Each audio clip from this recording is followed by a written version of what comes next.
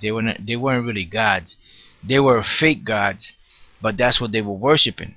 Because a lot of these Israelites back then, they were into these Greek this they were into this Greek mythology and these Roman worship of the pantheon, which the word pantheon means, pan means all, and theon is where you get the word God from, all gods. So they had certain auditoriums or certain gatherings or certain buildings that were dedicated to holding all these different gods. That's where the Roman Catholic Church today gets their inspiration for, to make these buildings and erect all these different gods in there. Because if you figure, if the scriptures say that you're not supposed to have any standing images or any different, statues of different gods uh, um around you, and you should not supposed to worship them, then why is it that all around the so-called Vatican, Saint Jupiter Square, or they call it Saint Peter Square, they have the pantheon, the old ancient gods of the different empires, of the Romans, of the Greeks, so on and so forth, and then they have all these different other uh, so-called gods within that church, and all those different images, and they bow down and kiss the feet of Jupiter and all this stuff. They wouldn't have all that stuff if they were really like holy people, which shows you that the Roman Catholic Church basically is just following all the ancient customs of the ancient world. But the point of the matter here in the book of Acts, the 14th chapter, is what they call Barnabas Jupiter and they call Paul Mercurius.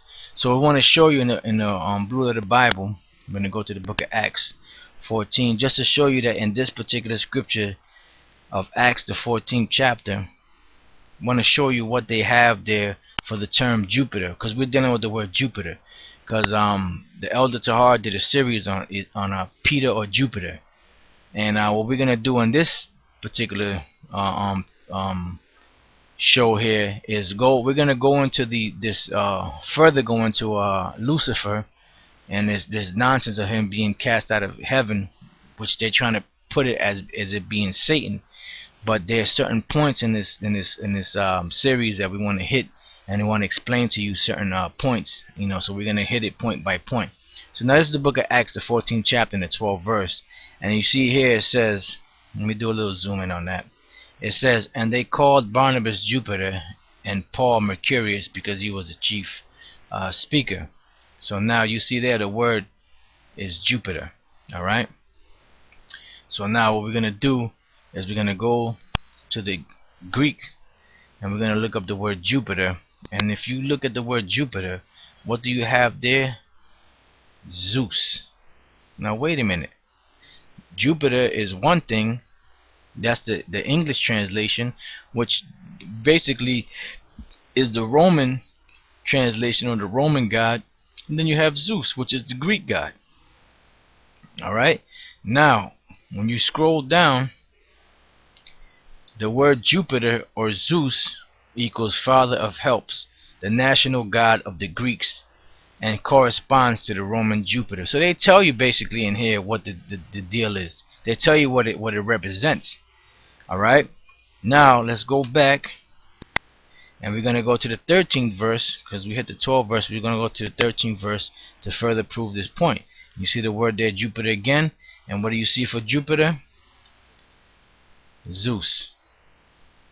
See, so I'm not making this up. This is Jupiter in the English, which is the Latin form, and then you have the Greek form, which is Zeus. Alright. So now we're gonna back on up off of this, and then now we're gonna go to the meat of it. Now we're gonna go to the book of Acts, same book, the book of Acts, the 19th chapter, right, and the 35th verse. And this is going to even go into it a little deeper, because here in the book of Acts 19:35 it says, and when the town clerk had appeased the people, because there was a big uproar, because Paul was teaching them that the gods that they worship, there's no gods that are worshipped by hands, and that the Most High doesn't dwell in temples made by hands. So the town clerk, because the people was flipping out, because they was avid worshippers of the Queen of Heaven, which at that time was being called Diana, but even prior to that was being called Artemis. She was being called by many different names, the goddess of fertility. So it says that when the town clerk had appeased the people, he said, Ye men of Ephesus, what man is there that knoweth not how that the city of the Ephesians is a worshipper of the great goddess Diana, and of the image which fell down from Jupiter? Now, this is an interesting note, because we're going to go, it says, if which fell down from Jupiter. Now let's look up at this word Jupiter in the Greek here, in Acts 19:35. And if you look at the word there for Jupiter is different from the Greek in the Acts the 14th chapter, and the word here is Diopetas. Right? You see the pronunciation here, Diopetas. Right? Now Diopetas, when you scroll on down, it means fallen from Zeus, an example from heaven, an image of the Ephesians, Artemis, which was supposed to have fallen from heaven. And that's a very interesting note, because of the fact that they always use the term fallen. Oh, how art thou fallen from heaven, O Lucifer, thou son of the morning?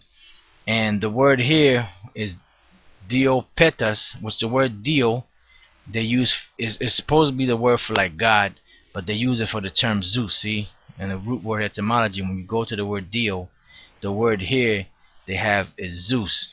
Right? Now, when you go back, the next word 4098, which is Petas, which they have here pepto. And then when you go down, it says to descend from a higher place to a lower. So basically they're saying to be fallen from Zeus. That's what we read back in the previous page here, where it said Diopetas, fallen from Zeus, an example from heaven. Now, the Greek mythology of this whole thing is talking about this guy named Hephaestus. So now when you go online and you type in the word Hephaestus, cast out of heaven by Zeus, right, and you hit enter, this is what you come up with. You come up with this page here, and then you go to Hephaestus Greek mythology link. And then you have here Hephaestus, you have his name in the Greek.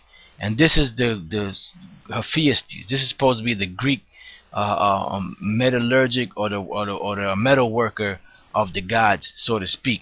All right. And then here it says, let's do a little zoom in on this. Right. It says Hephaestus is the god of the smiths.